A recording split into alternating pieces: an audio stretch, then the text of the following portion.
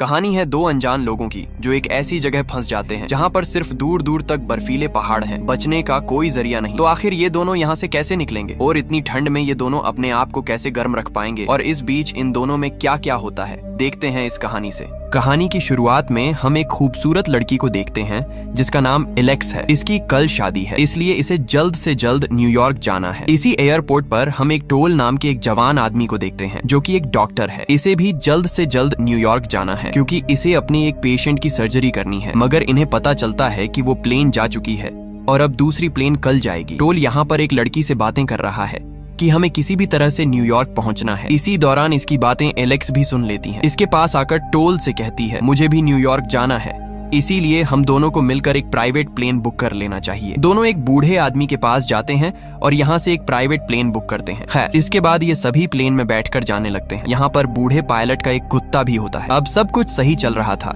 कि तभी अचानक से पायलट की तबीयत बिगड़ने लगती है। ये देख टोल इसकी मदद करने इसके पास आता है, लेकिन अब काफी देर हो चुकी थी, जिसके चलते इनका प्लेन एक ऊंची चोटी से टकराता है जिससे प्लेन क्रैश हो जाता है। इस क्रैश में पायलट मारा जाता है, बाकी टोल, एलेक्स और वो कुत्ता बच जाते हैं, लेकिन ये भी काफी जख्मी हो गए थे। इसके बाद टोल प्लेन से बाहर आता है तो देखता है कि हम कहाँ फंस गए। टोल जोर जोर से आवाज लगाता है, लेकिन यहाँ पर दूर दूर तक कोई भी नहीं था। चारों तरफ सिर्फ बर्फ के पहाड़ थे। इसके बाद टोल पायलट को बाहर निकालकर बर्फ में दफना देता है। यहाँ पर एलेक्स को देखते हैं जो कि अभी बेहोशी की हालत में थी। टोल इसके जख्मों पर पट्टी करता है। यहाँ पर ठंड काफी ज्यादा थी, इसलिए यहीं पर आग जलाकर कुछ देर आराम करते हैं। अब इसके अगले दिन टोल यहाँ से प्लेन को गुजरता हुआ देखता है और जल्दी से फ्लेयर गन को चलाता है ताकि इनको सिग्नल मिल सके, लेकिन प्लेन काफी ज्यादा ऊंचा था और वो अपने रास्ते सीधा ही निकल जाता है। एलेक्स काफी परेशान थी क्योंकि कल इसकी शादी थी और अब जाने वहाँ क्या हो रहा होगा। इन दोनों ने किसी को ये भी नहीं बताया था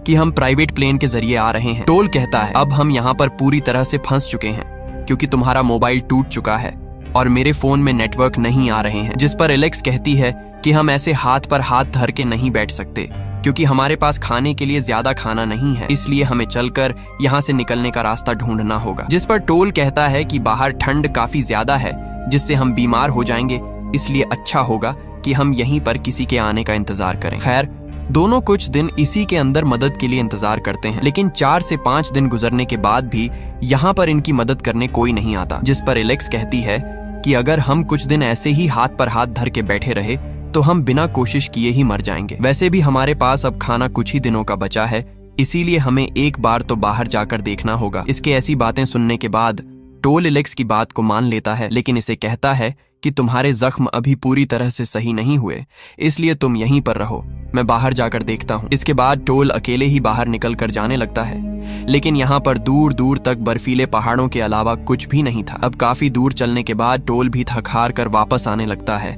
मगर इसी दौरान इसका पैर फिसल जाता है और लुढ़कते हुए नीचे जाने लगता है। नीचे काफी गहरी खाई होती है, मगर अचानक टोल कुछ पत्थरों की वजह से अटक जाता है जिससे खाई में गिरने से बच गया। वहीं एक तरफ हम एलेक्स को देखते हैं जो कि टोल के मोबाइल से कुछ रिकॉर्डिंग सुन रही थी, मगर तभी अचानक यहाँ पर एक खतरनाक जंगली जानवर आ जाता है जिसे देखकर पायलट का कुत्ता उसके ऊपर भौंकने लगता है और इसे मारने बाहर चला जाता है। लेकिन वो जंगली जानवर खतरनाक था और कुत्ते को जख्मी कर देता है। जिसके बाद जंगली जानवर एलेक्स के पास आने लगता है, जिसे देखकर एलेक्स काफी ज्यादा डर गई और जल्दी जल्दी फ्लेयर गन को निकालकर इसके सिर के ऊपर फायरिंग कर दी है, जिससे कि ये यहाँ से भाग गया। इसके थोड़ी देर बाद यहाँ पर टोल भी आ जाता है। इसके आते ही एलेक्स इसे उस जानवर के बारे में बताती है और कहती है कि मैंने इसके सिर में गोली मारी है और वो ज्यादा दूर नहीं गया होगा, यानी वो आसपास ही मरा पड़ा होगा, इसीलिए हमें उसको देखना चाहिए। इसीलिए टोल बाहर देखने को जाता है तो इसे थोड़ी दूरी पर वो जानवर मिल जाता है जो कि काफी पहले ही मर चुका था। टोल इसे अंदर लाता है और इसके मीट को पकाते हैं। इन्हें काफी दिनों के बाद कुछ अच्छा खाने को मिला था।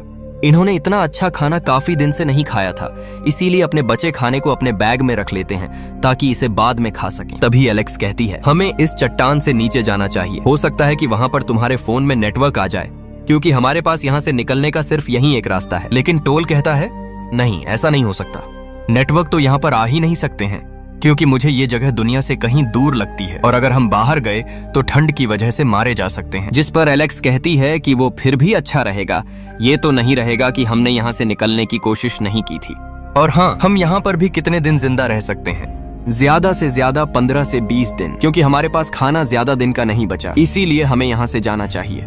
लेकिन टोल फिर भी वहां जाना नहीं चाहता, जिससे दोनों में बहस हो जाती है और गुस्सा होकर दोनों यहीं पर सो जाते हैं। अगली सुबह एलेक्स जल्दी खड़ी होती है और कुत्ते को लेकर आगे मदद के लिए जाने लगती है, लेकिन बाहर बर्फीले चट्टानों के अलावा दूर दूर तक कुछ भी दिखाई नहीं दे रहा था, मगर फिर भी एक झूठी उम्मीद को लिए जाने लगती है। एक तरफ हम टोल को देखते हैं जो कि अब सोकर खड़ा होता है तो देखता है कि एलेक्स यहाँ पर नहीं है। इसी दौरान इसे यहाँ पर एक लेटर मिलता है जिसमें एलेक्स ने लिखा था कि वह मदद के लिए जा रही है और अगर मुझे कोई मदद या यहाँ से जाने का रास्ता मिला तो मैं तुम्हें भी अपने साथ यहाँ से लेकर जाऊंगी। लेकिन टोल को पता है कि यहाँ से निकलने का रास्ता नहीं है, क्योंकि मैं पहले भी काफी दूर दूर तक जा चुका हूँ। टोल बाहर निकलता है और इसके कदमों के निशानों को देखता है, जिससे इसे पता लगता है कि वो कौन सी दिशा में गई है। टोल निशानों को देखते हुए जाने लगता है और काफी दूर जाने के बाद इसे एलेक्स दिखाई पड़ती है, जिससे टोल अपनी चलने की रफ्तार को बढ़ाता है और कुछ टाइम के बाद आखिर एलेक्स के पास पहुंच जाता है। ये दोनों एक दूसरे को देखकर काफी खुश होते हैं, लेकिन एलेक्स चलते चलते काफी थक चुकी थी और ठंड की वजह से कांप रही थी। टोल कहता है चलो वापस प्लेन में चलो, लेकिन एलेक्स कहती है कि हम काफी दूर आ चुके हैं, हो सकता है आगे हमें यहाँ से निकलने का कोई रास्ता ही मिल जाए और वैसे भी हम वहाँ वापस जाकर क्या करेंगे। इसीलिए दोनों एक कमजोर उम्मीद के साथ आगे जाने लगते हैं। अब काफी दूर जाने के बाद इनको एक गुफा मिलती है। दोनों जल्दी से इसके अंदर जाते हैं और आग जलाकर शरीर को गर्म करते हैं। इन्हें काफी लंबा सफर तय करने के बाद आराम के लिए एक गुफा मिली थी। खैर ये दोनों काफी थके हुए थे, इसलिए इनकी आंख लग जाती है। इसके बाद सुबह होती है और फिर से दोनों आगे जाने लगते हैं, लेकिन इन्हें अभी तक कुछ ऐसा नजर नहीं आया जहां से इनको मदद का कोई जरिया मिले। ये लोग दूरबीन से आसपास देखते हैं। इसी दौरान इन्हें सामने एक चमकती हुई चीज दिखाई देती है, लेकिन वो काफी ज्यादा दूर थी। फिर भी थके हारे उस जगह जाने लगते हैं। अब काफी देर चलने के बाद दोनों उस जगह पहुंच जाते हैं जहां से वो चमक नजर आ रही थी, लेकिन यहाँ आकर देखते हैं कि नीचे एक गहरी खाई और बर्फ पिघली हुई है, लेकिन यहाँ एक पतली सी बर्फ की दीवार भी होती है। टोल कहता है कि अगर हम यहाँ से फिसले तो सीधा नीचे गिरेंगे, और वैसे भी बर्फ से पैर का फिसलना एक आम सी बात है, इसीलिए हमें यहाँ से नहीं जाना चाहिए। टोल कहता है कि हमें वापस उसी गुफा में चले जाना चाहिए, जिस पर एलेक्स गुस्से से कहती है हम वहाँ जाकर आखिर करेंगे क्या, बताओ अपनी मौत का इंतजार। इसी दौरान इन्हें पता लगता है कि वो कुत्ता भी इनके साथ नहीं है, यानी शायद वो इनसे बिछड़ गया। टोल कुत्ते के पंजे के निशानों को देखते हुए इसे ढूंढने जाता है, मगर थोड़ी ही दूर जाने पर टोल को एक घर दिखाई पड़ता है, लेकिन इसके अंदर कोई इंसान नहीं था। अच्छी बात तो ये थी कि इन्हें आराम करने को एक घर मिला। टोल जल्दी से वापस एलेक्स के पास जाने लगता है। एलेक्स जैसे ही इसके पास आने लगती है तभी इसे महसूस होता है कि मैं एक बर्फ की पतली परत पर खड़ी हूँ, जिससे एलेक्स काफी डर गई और अचानक से परत टूट जाती है, जिससे एलेक्स नीचे चली जाती है। ये देख टोल जल्दी से इसके पास आता है और इसे किसी तरह से बाहर निकालता है और इसे उठाकर घर के अंदर लाता है। यहाँ पर एलेक्स अभी बेहोशी की हालत में होती है, क्योंकि नीचे गिरने की वजह से इसकी बॉडी जम गई होती है। अब क्योंकि टोल एक डॉक्टर होता है, इसीलिए इसे एक इंजेक्शन लगाता है, जिससे कि इसकी बॉडी फिर नॉर्मल होती है और इसे होश आ जाता है। टोल इसके लिए खाना बनाता है, जो कि इसे इसी घर में मिला था। एलेक्स मन ही मन इसे अब पसंद करने लगी थी और सोचती है कि अगर ये एक बुरा आदमी होता तो शायद मुझे उसी हालत में छोड़कर यहाँ से जा सकता था, लेकिन इसने ऐसा नहीं किया और वैसे भी ये मेरा साथ काफी लंबे समय से दे रहा है। इसने अभी तक मुझे गलत तरीके से छूने की कोशिश भी नहीं की। अब ये दोनों एक साथ इसी घर में 4 से 5 दिन तक रहते हैं। अब एक दिन टोल आग जलाने के लिए बाहर से कुछ लकड़ियां काट रहा था और घर के अंदर एलेक्स फिर से टोल के फोन से टोल की पत्नी की कुछ रिकॉर्डिंग सुन रही होती है, मगर इसी दौरान यहाँ पर टोल आ जाता है और इसे ऐसा करते हुए एलेक्स पर गुस्सा होता है। एलेक्स कहती है कि मैं बस तुम्हारी पत्नी के बारे में जानना चाहती थी। टोल इसे बताता है कि वो 2 साल पहले एक बीमारी के चलते इस दुनिया से जा चुकी है। ये सुनकर एलेक्स को काफी बुरा लगता है और इससे माफी मांगते हुए इसे अपने गले लगा लेती है। दोनों एक दूसरे के गले लगे हुए थे और धीरे धीरे इनकी ये दोस्ती एक रिश्ते में बदल जाती है और दोनों एक बेड पर चले जाते हैं और आज की रात दोनों खूब मस्ती करते हैं। खैर अगली सुबह दोनों फिर से अपने आगे के सफर पर निकल पड़ते हैं और धीरे धीरे काफी आगे पहुंच चुके होते हैं। अब काफी दूर जाने पर इन्हें ठंडी हवाओं का सामना करना पड़ता है। ज्यादा ठंड की वजह से अब एलेक्स चल नहीं सकती, इसीलिए टोल एक लकड़ी का जुगाड़ बनाकर इसके ऊपर एलेक्स को लिटाकर आगे जाने लगता है। इनके साथ वो कुत्ता भी होता है, जो कि शायद इसी उम्मीद में होता कि मैं एक दिन यहाँ से निकल जाऊंगा। अब काफी दूर चलने के बाद दोनों एक पेड़ के सहारे बैठ जाते हैं और अभी तक इनको कोई मदद का जरिया नहीं मिला और साथ ही अब इनके पास खाने को भी कुछ नहीं बचा था। दोनों अपने दिमाग में इस बात को बैठा लेते हैं कि अब हमारा मरना पक्का है, क्योंकि जितना हमसे हो सका हमने वो सब किया, इससे ज्यादा अब हमारे अंदर हिम्मत नहीं बची। दोनों को भूख और थकान की वजह से कमजोरी महसूस होने लगी थी। दोनों यहीं पर बैठे बैठे थकान की वजह से सो जाते हैं। इसके थोड़ी देर बाद कुत्ता आता है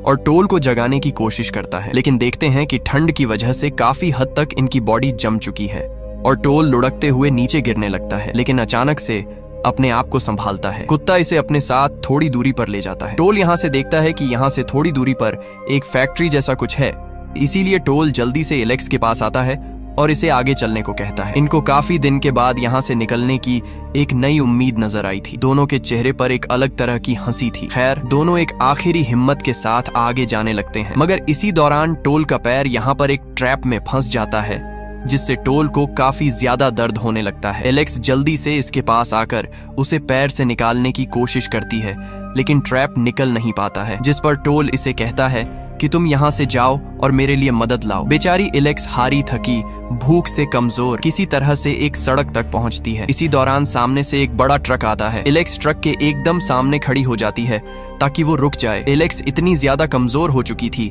कि ट्रक के सामने ही गिरकर बेहोश हो जाती है। ट्रक का मालिक ट्रक को रोकता है। अब इसके बाद सीन कट होता है और हम इन दोनों को हॉस्पिटल में देखते हैं। टोल जल्दी से एलेक्स के रूम में आता है और हंसते हुए बातें करते हैं, मगर इसी दौरान यहाँ पर एलेक्स का फियोन्सी आ जाता है, जिससे कि एलेक्स की शादी होने वाली है। एलेक्स इसे कहती है, अगर टोल मेरे साथ नहीं होता तो मैं किसी भी हालत में जिंदा नहीं बच पाती, जिसके लिए ये आदमी टोल का शुक्रिया अदा करता है। टोल को अब समझ आ गया कि हमारा सफर यहीं तक था, क्योंकि एलेक्स की जिंदगी अलग है और मेरी अलग। हालांकि दोनों को बिछड़ते हुए काफी दुख हो रहा था, यहाँ तक कि दोनों का दिल एक दूसरे के लिए धड़क रहा था, लेकिन सिचुएशन ही कुछ ऐसी थी कि दोनों चुप रहते हैं और टोल यहाँ से चला जाता है। दिन गुजरते गए और टोल अपने दुखी दिल के साथ डॉक्टरी के काम को करने लगा। वहीं दूसरी तरफ एलेक्स भी सिर्फ टोल को ही याद कर रही थी, इसीलिए एक दिन एलेक्स टोल को कॉल भी करती है, लेकिन टोल इसकी कॉल को अटेंड नहीं करता, क्योंकि इसे लगता है कि मेरे जाने से एलेक्स के रिश्ते में दरार पड़ेगी। अब ऐसे ही वक्त के चलते एलेक्स टोल को कुछ इमेज सेंड करती है।